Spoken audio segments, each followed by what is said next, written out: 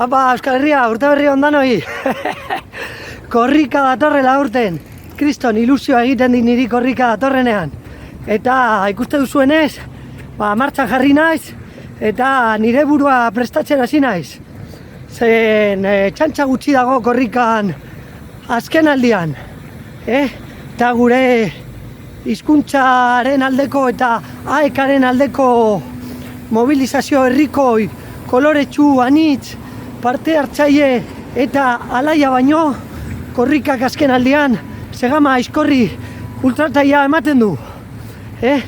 Beraz, lanpostu prekarioak eskaini, inguru giroa suntsitzen lagundu, eta ekoizpen eta kontsumo eredu jasangaitza bultzatzen duen, eta danok ezagutzen dugun kirol denda multinazionalera joan naiz, eta korrika...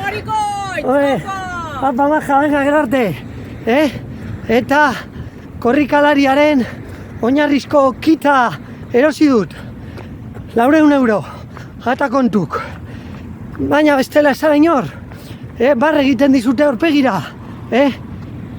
Handi ustez begiratzen zaituzte gainera. Nortzuk eta parranda kirolagatik aldatu zutenek. Bai, jauna Andreok, bai. Aurreko hamarkadan korrikara gaupasaz joan behar baldin bazen, korrikara gaupasaz joaten zirenek, gaur egun zer? Gaur egun New Yorkeko maratoia bihurtu nahi dute ala. Burua galdu dugu ala. Burua galdu dugu. Korrikak herri honek sortu duen mobilizazio, ekitaldi, hitzordu, akontezimendu politena ez bada, zer da?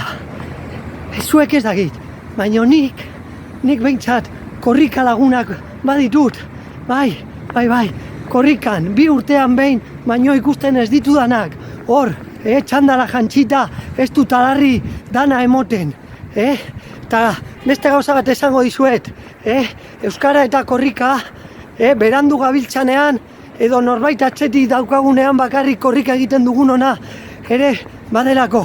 Venga, mutilak, agur, honetaz guztiaz, Bertolt Brechtek ja, abisatu zigun aspaldi, berak esan zuen, badira, egun batean korrika egiten dutenak, eta onak dira. Badaude beste batzuk ordea, urte betez korrika egiten dutenak, eta hobeagoak dira.